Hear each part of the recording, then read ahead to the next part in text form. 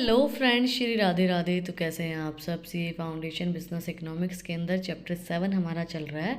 पिछली जो हमारी वीडियो थी उसके अंदर हमने कंप्लीट किया था फिक्शल फंक्शंस के अंदर जो हमारा लास्ट फंक्शन था स्टेबलाइजेशन फंक्शन। तो अगर आपने वो वीडियो नहीं देखी है तो जो उसका लिंक है वो डिस्क्रिप्शन में है, आप लोग जाके चेक कर सकते हैं।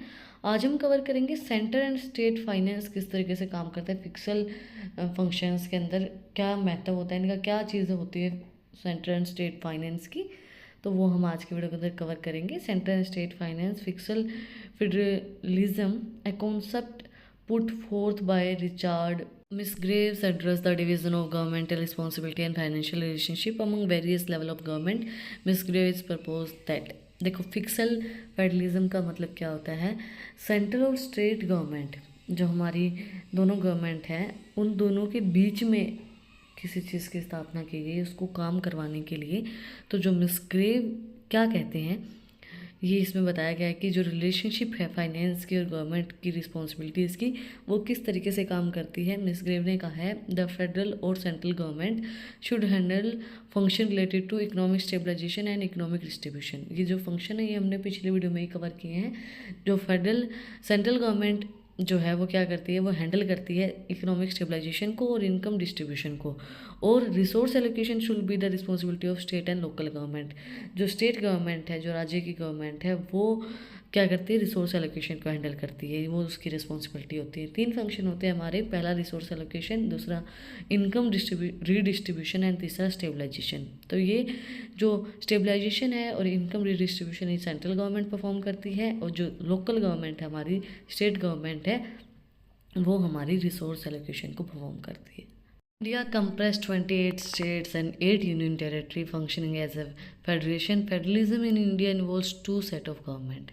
देखो फेडरलिज्म का मतलब मैंने आपको बताया था कि जहाँ पे 2 सेट ऑफ गवर्नमेंट हो, या तो नेशनल और सेंट्रल या फिर सेंट्रल और स्टेट। तो जब जहाँ पे 2 सेट ऑफ गवर्नमेंट होगा वो उसका मतलब होता है फेडरलिज्म। तो सबसे पहले आता है हमारा national level, responsible for broader function such as defence, foreign affairs and economic policies.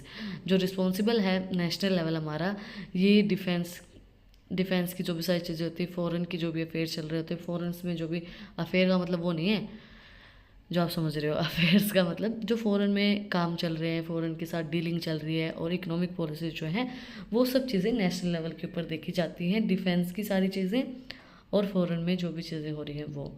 Regional level, state and union territory manage local issues like education, health and infrastructure. State और जो यूनियन टेरिटरीज़ होती है वो manage करते हैं जो भी local issues होते हैं, जैसे एजुकेशन हो गया, हेल्थ हो गया, इंफ्रास्ट्रक्चर हो गया। इन सब चीज़ों को मैनेज करने के लिए रीजनल लेवल के ऊपर काम किया जाता है। स्टेट काम करती है या फिर यूनियन टेरिटरीज़ काम करती हैं। जो भी है एजुकेशन से मतलब शिक्षा से जो भी इशू आ रहे हैं, हेल्थ से जो भी इशू आ रहे हैं, या फिर जो इंफ्रास्ट्रक्चर है उससे कोई भी इशू आ रहा है, etch government operate autonomously within its sphere of authority, and Indian judiciary resolves disputes between the central government and state regarding the division of powers. These systems ensure a balance of power and efficient government at both level. देखो government जो है वो सारी चीज़ों को operate करती है different authorities के साथ। तो जो इंडिपेंडेंट जुडिशरीज हमारी वो रिजोल्व करती हैं सारे झगड़े को सेंट्रल गवर्नमेंट और स्टेट गवर्नमेंट के, और regarding the division of power. और जो भी सिस्टम होता है वो इंश्योर करता है कि किस तरीके से उनको काम करना है। The allocation of revenue and expenditure responsibility is critical in the federation. The source of revenue for both center and state are clearly defined along with the financial responsibilities. Allocate करना रिसोर्स रेवेन्यू एंड एक्सपेंडिचर को, कि भाई revenue किस तरीके कितने होंगे, expenditure कितने होंगे, उन चीज़ों को एलोकेट करना वो रिस्पॉन्सिबिलिटी बहुत क्रिटिकल है फेडरेशन के अंदर।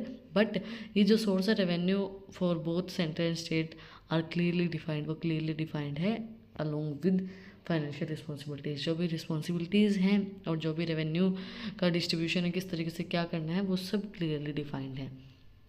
Central government has broader revenue rising power, can levy various tax including income tax and excluding agriculture income, custom duties, excise duties, corporate tax and various other taxes. Central government जो है उसके पास ज़्यादा power है revenue को बढ़ाने की, rising power ज़्यादा है उसके पास, जैसे कि टैक्स बढ़ा सकता है और इनकम टैक्स बढ़ा सकता है, कस्टम ड्यूटीज़ बढ़ा सकता है, एक्साइज ड्यूटी बढ़ा सकता है, कॉर्पोरेट टैक्स बढ़ा सकता है और भी जो अदर टैक्स हैं। मतलब सेंट्रल गवर्नमेंट के पास ज़्यादा पावर है रेवेन्यू को बढ़ाने की।